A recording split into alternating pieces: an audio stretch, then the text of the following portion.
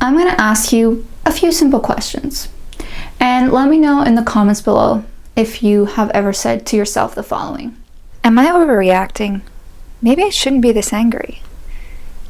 Shouldn't I be over this by now? Why do I take things so seriously? They were obviously joking. The world doesn't revolve around me. It has nothing to do with me. Or maybe it does. The beauty about these questions is that most of us have asked ourselves these questions. And that's fine. It's human to question our own emotions and thoughts. But if it happens on a constant basis, there is a chance that you are self-gaslighting yourself, that you are basically questioning your own thoughts, your own reality. So how the hell does gaslighting happen to yourself? Like, especially if you're a victim and you have been through gaslighting, or you had parents that gaslighted, or parents that emotionally abused you. I've done a video above if you want to check it out. Why would you ever resort to such a thing? So if you have no idea who I am, first of all, welcome to the G-Spot, aka the gaslighting spot. This is a safe place where we talk about gaslighting, what it is, the emotions, the thoughts, the feelings, how to gaslight. And with my studies in cognitive neuroscience and art history, what I like to do, I like to dissect, in this case, that gaslighting brain of yours to see what makes you tick, but also makes you talk. By the way, if you haven't already, make sure to join my Facebook group. It's a safe place where we can all share our gaslighting experiences and even find some common ground, even if it's not related to gaslighting. I will put the link below. So, without further ado, let's see if you left the gaslight on. So, unintentional gaslighting, self-gaslighting, how does it happen? Usually it's a result of being brought up by gaslighters, or is it a result of being subjected to gaslighting for a long time? Now, I've done videos on how to gaslight. I've done videos on unintentional gaslighting, explaining how this can happen to anyone without even realizing it. But self-gaslighting is even worse than gaslighting itself, because like I say in my videos, if you are being gaslighted, the first thing you have to do, unfortunately, is that if the person doesn't change, you have to leave. But if you're self-gaslighting yourself, you can't really do that. I mean, you could, but that's kind of like suicide, so we're not going to go there. But you can't really avoid yourself. So it's pretty much a mind if you are self-gaslighting yourself. So I wanted to do this video today to explain, first of all, why people self-gaslight themselves. What is self-gaslighting? How does it look like? And of course, a few ways to stop yourself from doing it. So, like I said before, why do people self-gaslight? So when you are brought up by gaslighters, or when you are subjected to long-term relationship of gaslighting, parts of you start chipping away. And especially when, for example, it was your parents who gaslighted you and were emotionally abusive. Just like kids pick up traits from their parents and mimic certain behaviors, such as being stubborn, such as using certain phrases, certain body language. Sometimes you'll see kids walking next to their, daughters walking next to their mothers, and they're like carbon copy because the kid mimics their mother's behavior. Well, unfortunately, the same thing happens with gaslighting. And many times, ironically, some people, instead of being attracted to gaslighters, where for example, you fall in love with your father, when they say that you choose your partner according to how you were brought up, and this also applies to friendships, by the way, which I thought was interesting, you actually become a gaslighter yourself. Now, whether you inflict gaslighting on others or you inflict gaslighting on yourself, that just has to do with the circumstance. But for today's video, we're going to be talking about self-gaslighting. So what you do is you kind of take the flame that the gaslighter used against you and you inflict it on yourself.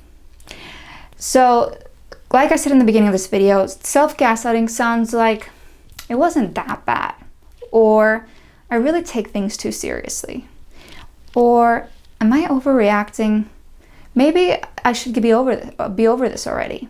Or if I was stronger like my blank, whether it's partner, friend, whoever you're comparing yourself to, if I was stronger, I wouldn't be feeling like this anymore. I am weak. I am insecure. I am fat. I am ugly. I am all these things, all these labels that we love to put. This is a thing that I really don't like about this society, is that we love labels. That's why I usually don't like to say gaslighter. I like to say a person that gaslights. But unfortunately, for the sake of video and me making sense and not rambling like I'm doing right now, that's why I say gaslighter. But putting all these labels on yourself and calling yourself all these things that I just mentioned is pretty much a strong indication that you're self-gaslighting yourself. And the worst thing is that you start to overanalyze situations, and you find that you want to validate what you're feeling. You want to validate your self-gaslighting abilities. So for example, if you say, you know what, am I overreacting? Should I be over this? And then a person turns around and says, you're being dramatic. Like, just get over it. It happened already. You then turn around and be like, you know what, you're right. I should be over this. I told you I was being dramatic. I told you I was overreacting. So it's this huge cycle. So how do you catch yourself from self-gaslighting? Here's the thing, guys. I believe that the biggest leaders in this world, the most influential people, are leaders because they are unapologetically themselves. Whatever that means, whether it's good, whether it's bad. You have people that have done terrible things and are known in this world. You have people that have done great things and are known in this world. You have people like Larry Nassar. And then you have people like Elon Musk. I don't think I have to define, like, I don't think I have to explain who's who here. But anyways, Larry Nassar, known sexual trafficking.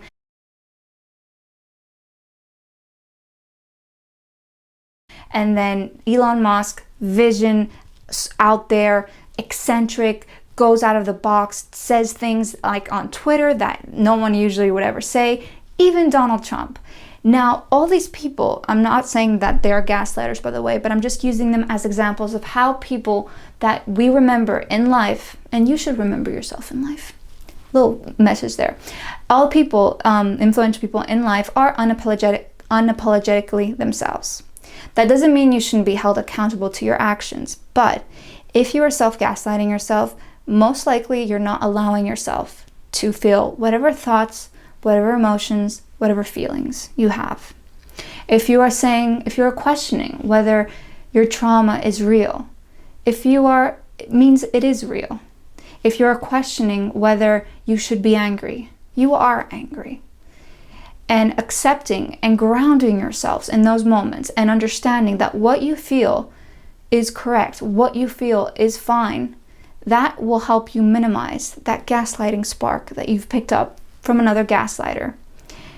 Lack for a better word during a pandemic, but gaslighting, I believe, especially when it's apparent to a child, is highly contagious. I have employed gaslighting techniques. I'm not a gaslighter myself, but I have unintentionally gaslighted because I'm human, and also because I was taught some of these things. Now, like I said, I'm not blaming family out there, I'm not blaming parents out there, but there are certain traits that get passed on that we sometimes put on ourselves. We sometimes gaslight ourselves with those traits. To recap, self-gaslighting is something that we do unintentionally. It's something that we don't realize that we're doing, because why would you ever subject yourself to such demeaning behavior? Why would you treat yourself like trash? No one's gonna actually admit that they're treating themselves like trash. People that gaslight themselves usually have been subjected to gaslighting and therefore have quite low self-esteem. And it makes sense. As a gaslighting survivor myself, my self-esteem when I first realized that I was being gaslighted was way down below. As in, like, you had to scratch the ground, reach China, like one of those cartoons, and somewhere there on the other side of the world was my self-esteem. That's how low it was. So it makes sense for you to bash yourself. It makes sense for you to call yourself all those labels that I explained. But the thing here, guys, is I heard this phrase, and it's not a real eye-opener, but I thought for some reason it really hit me. And that was, we enter into this world alone, we die into this world alone. No matter what kind of relationships you form, no matter how influential you become, no matter how good of a mother, a father, a husband, a wife, a friend, a partner, no matter what role you play in life, at the end of the day, this sounds really depressing, but you die alone. So in the idea of bashing yourself and gaslighting yourself, that's a pretty shitty way of existing. And that's not really a nice way of thanking whoever's up there for giving you life and bringing you on this planet. Now, I hope you enjoyed this video. I've changed my style a bit, I know, so let me know if this is something that you like or not. If you haven't already, make sure to smash that subscribe button and ring that bell for your weekly Thursday videos. And of course, share this video with anyone who you think is gaslighting themselves. And that's it, folks.